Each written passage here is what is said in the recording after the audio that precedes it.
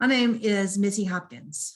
I am currently a resident of Memphis, Tennessee, and have been so for the last a little over 3 years. Moved to Memphis from Oxford, Mississippi with my family. I have a family of three. I have a husband and a 15-year-old son. We moved from Oxford, Mississippi to Memphis, Tennessee, specifically for educational opportunities for our child. When we made the decision after years, that's a solid years, that we worked with every opportunity and kind of created some of our own with the school systems and the educational opportunities there available and where we were living in Oxford. We found a school in Memphis that could gave us a lot of hope as far as what they could offer educationally for our son with profound dyslexia, dyscalculia, dysgraphia. We made the decision to send him to school in Memphis. We didn't live in Memphis, we lived in Oxford. So for the first half of his first school year of attending the Memphis school, we drove him from Oxford to Memphis every day. We had found somewhere that all of the sudden upfront graciously, willingly offered accommodations, executed well those accommodations, and showed that our child could make academic progress. And we had not experienced that before. So while the drive from Oxford to Memphis to bring him to school was an arduous task, the joy that we were able to see in him for believing that he could accomplish these things academically, and as us as parents to be able to see these milestones achieved. So what? It was just time in the car, and for that I would do it all over again every day for as long as he is a school-age child, if that was needed.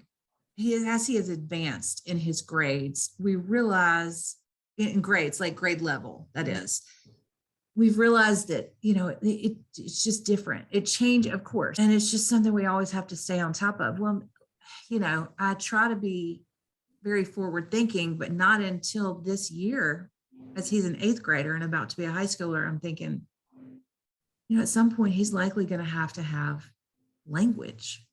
And I just, my heart just fell out of my big toe thinking it's, he's just now become confident that he can master the very language that he speaks and is his native language.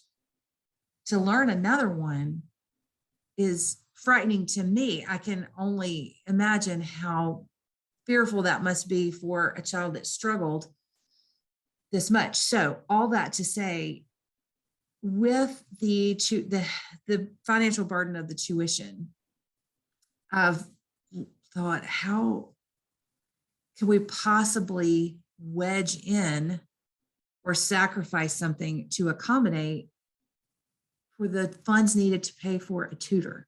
Because we will need one, whether it is for this upcoming language requirement or as the math becomes more intense, geometry, and I don't know how his mind will work with the intensity of math that he will have at the high school level.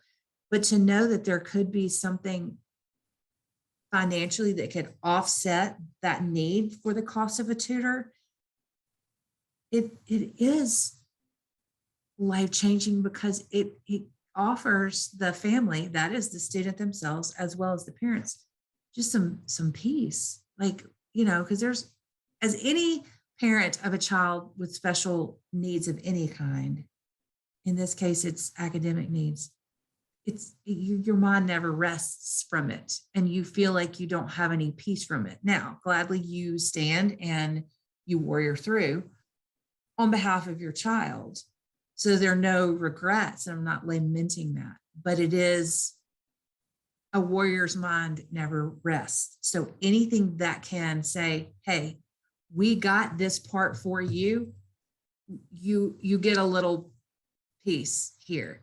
And just that little bit can embolden you to say, then I can do this. I can continue doing this. It can feel so hopeless is such a strong word, and it carries so much melancholy. But in this case, it's very, very righteously used. It can feel hopeless as a parent of a student that has special academic needs. When you did not experience that same academic deficiency. So you're trying to communicate with them, understand what they struggle with, and relate that to what is available in the current situation, whether it be teachers, administrators, tutors. It's a hard middle ground to navigate, and it shifts a lot as the child grows, as the courses that are required grows, as teachers change, which is happening a lot these days, as administration changes. And to offer that kind of financial aid is just the motivation I think that a lot of parents need to say, well, I'm going to stand up tall and I'm going to go for this. I have, yes, it's a stipend in the form of money, but it's support. And a lot of times you don't know other parents with the same struggles. But if you have some support, and in this case, it would come from the very state in which you reside, it's just what you need to straighten your spine up and keep going and keep figuring out where the best place for your child is in an educational atmosphere with a little bit of help behind you.